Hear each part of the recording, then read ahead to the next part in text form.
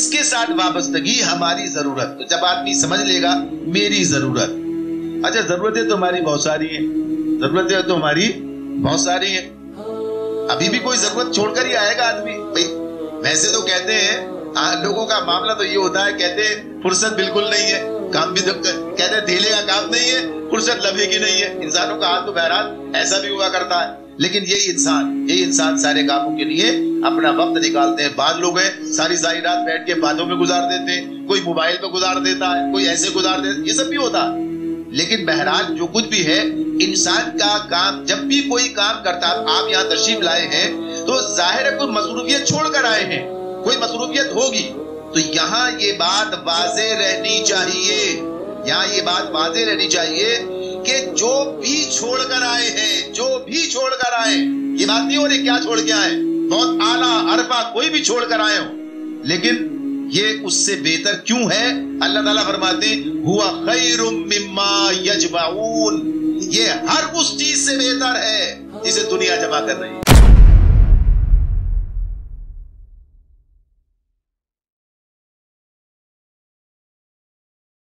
ہر اس چیز سے بہتر ہے، یعنی یہ ہوا خیر مما یجمعون. تو قرآن کہہ رہا ہے، اللہ تعالیٰ کہہ رہے ہیں یہ، یعنی یہ سورہ یونس کی وہ آیت اگر ہم اپنے سامنے رکھ لیں، یا ایھا الناس قد جاءتکم موعظۃ من ربکم وشفاء لما فی الصدور وہدی ورحمۃ للمؤمنین قل بفضل اللہ وبرحمتہ فبذلک فلیفرحوا ھو خیر مما یجمعون.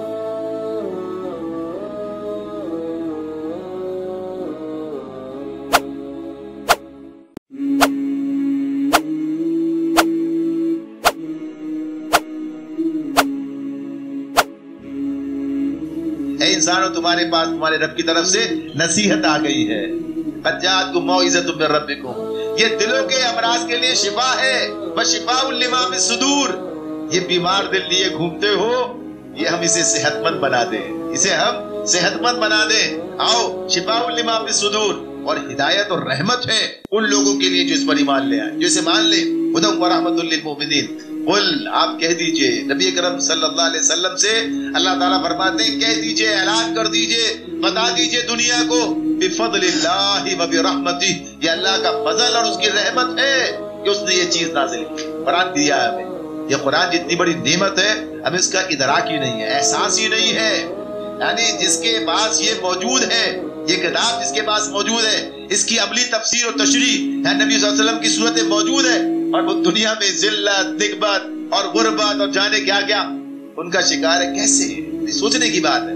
تو اللہ تعالیٰ تو کہتے ہیں کہ یہ اللہ کی رحمت ہے، اس کا فضل ہے. تو وجہ یہ ہے کہ اس سے دوری، اس کے ساتھ بے تعلقی، اس کا حق ادا نہ کرنا، اس کا نتیجہ ہے کہ آج ہماری یہ کیفیت. اور ورنہ وہ تو کہا نا علامہ نے کہ وہ زمانے میں معزز تھے مسلمان ہو کر اور ہم ہوئے خوار تاریخ قرآن ہو کر. قرآن کے چھوڑ دینے کے نتیجے میں یہ صورتحال ہے. تو اللہ تعالیٰ کہتے ہیں ہوا خیر مما یجمعون، یہ ہر اس چیز سے بہتر ہے جسے لوگ جو ہے جمع کر رہے ہیں. تو یہ قرآن کا معاملہ جو ہے خود نبی اکرم صلی اللہ علیہ وسلم نے اس کے بارے میں فرمایا. یعنی وہی بات ہے نا، آپ تو اسی کے شارع ہیں. کیا کہتے ہیں کہ خیرکم من تعلم القرآن وعلمہ، تم میں سے بہترین وہ ہے خیرکم کہ جو قرآن کا علم سیکھتا ہے، یہ سکھاتا ہے. دونوں کو شامل کیا، یعنی سیکھنا سکھانا، پڑھنا پڑھانا، سننا سنانا، یعنی سارے کام جو ہے بہترین کام ہے. کام بہترین کام ہے جو آدمی کرتا ہے، تم میں سے بہتر وہ انسان ہے.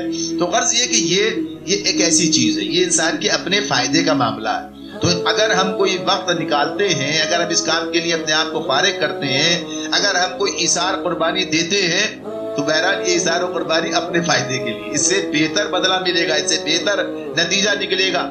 لیکن یہ بہتر بدلہ اور نتیجہ صرف اس حیثیت سے نہیں ہے کہ سنا اور سن کے اٹھ گئے، چل پڑے.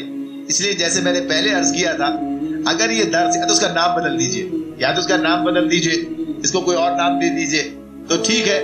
لیکن جب درس کہتے ہیں تو درس کا مطلب تو سبق ہوتا ہے، اور سبق سیکھنے کی چیز ہے، سبق حاصل کرنے کا معاملہ ہے کہ سبق حاصل کیا تو کچھ ہوا.